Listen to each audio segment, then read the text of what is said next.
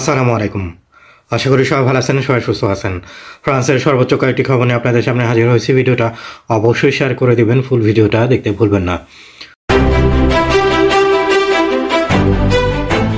প্রথমত, ফ্রান্সের রোগুপমা ফ্যামিলিয়ালের বিষয়টা কিন্তু অনেকে সমস্যা দেখা দিচ্ছে। এর কারণে সলিদারিতে আজি ফ্রান্সকে অনেকবার আন্দোলনও করেছে। এসন বিভাগেতে দেখা যাচ্ছে সেম সমস্যাটাও দেখা দিয়েছে। এর কারণে ইতিমধ্যে অনেকে আন্দোলন করেছে এবং এমপিরাও তাদের সাপোর্ট করছে।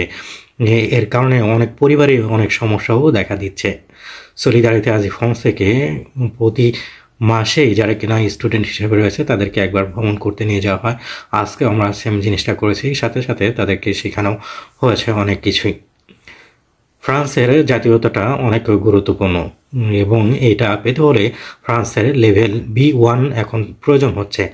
3 জন ব্যক্তিকে আটক করেছে যারা কিনা এই ফ্রান্স ভাষার টেস্টটা যাতে করে সহজভাবে দিতে পারে, ঘুষের মাধ্যমে ধরতে পারেন, এক ধরনের ইলিগালভাবে তাদেরকে দিয়ে দিত। এর কারণে তাদেরকে আটক করা হয়েছে এবং তাদেরকে জিজ্ঞাসাবাদও করছে। এর কারণে অবশ্যই আপনারা সতর্ক হবেন এ সকল বিষয় নিয়ে। প্যারিস শহরেতে আশ্চর্যজনক ঘটনা ঘটেছে। এক মহিলা তার 2 জন পুরুষ কলিগকে সেক্সুয়াল হ্যারাসমেন্ট করেছে তাদের কোম্পানিতে, যখন কিনা নয়েলের বড়দিন উৎসবের জন্য আয়োজন করেছিল সেই দিনটাতে। ইতিমধ্যে মহিলাকে জিজ্ঞাসাবাদ করছে এবং কেন এমনটা করেছে সেটাও জানার চেষ্টা করছে।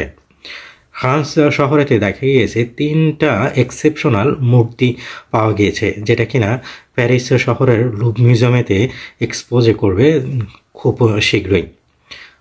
শহরেতে 120 জন ব্যক্তি আন্দোলন করেছে বিদেশিদের অধিকার নিয়ে। তারা মনে করছে বিদেশিরা ঠিকভাবে তাদের অধিকার যেগুলো পাওয়ার কথা সেগুলো পাচ্ছে না।